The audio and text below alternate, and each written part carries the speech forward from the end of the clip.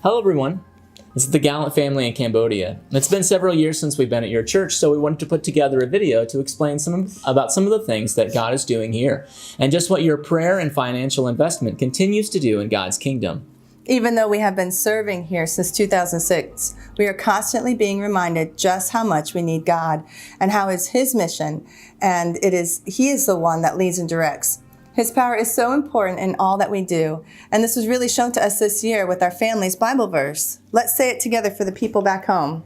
God is able to do far more than we could ever ask for or imagine. He does everything by His power that is working in us. Give Him glory in the church and in Christ Jesus. We do give God glory for all that He has been doing this past year, and we continue to recognize that the victories and movement forward in this ministry and in our family this past year have been because of His power that is working in us. But enough of the commentary, let's get to it. What has God been doing here in Cambodia? One of the major efforts that we've undertaken this past year is what we call the Oral Curriculum Project, or the OC program. The OC program is a curriculum project that is working to create video modules that can be used to train new leaders here in Cambodia, where the majority of new Christian leaders don't have access to theological training. Also, the Khmer culture is not a literate culture. Books, articles, training pamphlets are not very effective in Cambodia. Not that the Khmer people can't read. Instead, they learn better by watching and discussing because they are an oral culture, where most information is passed along by word of mouth or example. It is for this reason that the OC program here in Cambodia is focused on bringing video modules that can be accessed online or electronically wherever or whenever the leader is able to study. The overall goal of the program is for leaders to be ordained. But the introductory levels of leading self and leading others help people to not only learn how to study the Bible and learn to be obedient to Jesus, but also they learn how to share that knowledge with others and disciple new people in the faith. We work with a great team of Khmer pastors who are working to develop the program, create the videos, and do the production work, and then follow up with the students. We're also very blessed to be working with the people from the Bible Project to localize their material into Khmer. Here's one video that we completed from their How to Read the Bible series, where we have taken their material and translated into Khmer. We are also using some of these videos in our training modules, and they work well to help train up our new leaders. We are excited that the first videos are being tested by our first students in the program, so please keep praying and asking for God's blessing on this exciting program. If you want to know more about the program or how you can get involved, you can go to the Global Partners website and search for Oral Curriculum, and you can find more information about this project here in Cambodia. We are also really excited about the Community Health Evangelism program that we are conducting in several villages in Cambodia. Community Health Evangelism, or CHE, is a community development program that utilizes community volunteers to bring health education lessons to interested people in their community. Each lesson is tied to spiritual truths, like the lesson on heart health that was tied to the story of the prodigal son. As these lessons continue to go out into the community then decides what new health concerns they might have and how they would like to continue to develop their health awareness and care. This past year, it was our privilege to train 2 volunteers from this area, who, by the way, are not Christians, and it is exciting to hear how God is using these lessons as they interact daily in their villages to encourage their neighbors. God has been opening many doors with this program, and we are very excited to see how it will continue to develop in the new year.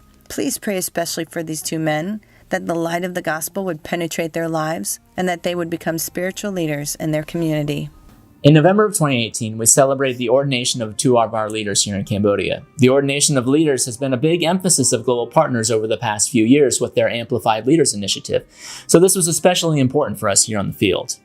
Sot Khan and Kong Kim Sua have been with the Wesleyan Church for many years, working as pastors, leaders, and most recently as our curriculum developers in the OC program. They worked through the entirety of the ordination requirements, and we were blessed to have David Drury, the Chief of Staff of the Wesleyan Church of North America, come to perform the ordination. In addition to both of us being mission directors here on the field of Cambodia, Tim has also accepted the responsibility in Global Partners to serve as Regional Director in the Asia-Pacific area. Part of my job with this is to stay in regular communication with leaders and to do field visits every year. These visits are a joy because I not only get to see and hear what God is doing in other contexts, I get to assist and encourage these leaders in the development of the church.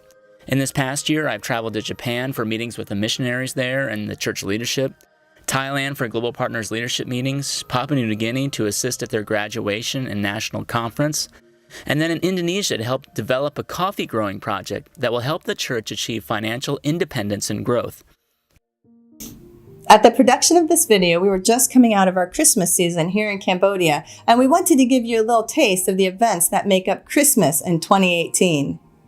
Christmas here is a little different than it is in the United States. The peaceful service reflecting on Jesus' birth that we have in the U.S. are replaced by wild and exciting birthday parties for Jesus. They celebrate the birth of the Christ, and they really do celebrate. There are speakers, plays, special songs, and the community leaders are all invited. People dress up, prepare special foods like curry, and generally go all out for the occasion.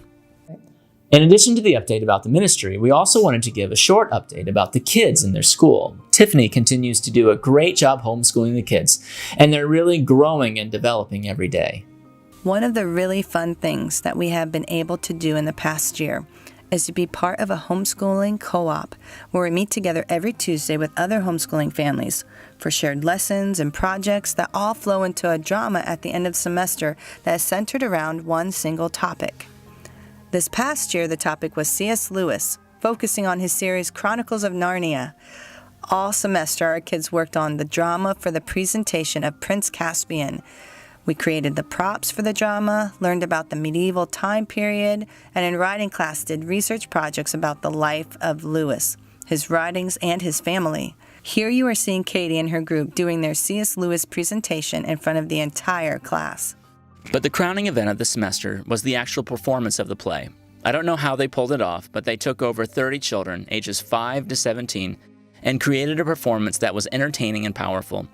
Being some of the youngest children, our kids' role were relatively small. Katie was a hare and Johnny was a hedgehog, but they loved being a part of the production.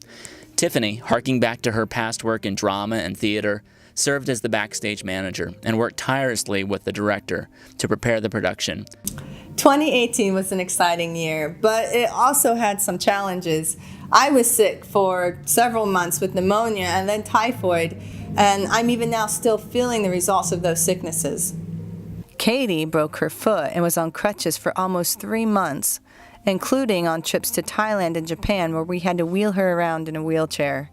It was also a hard year because we had to say goodbye to team members who returned to Canada. But we also had 2 great short-term interns come to serve on the Cambodian field in 2018, who are considering coming back for longer terms of service. We know that God's work through what the Wesleyan Church is doing here is bigger than the 2 of us and requires more people to come and join in the mission. Please pray for these new team members and for our family as well. We feel so blessed to be here on the field of Cambodia.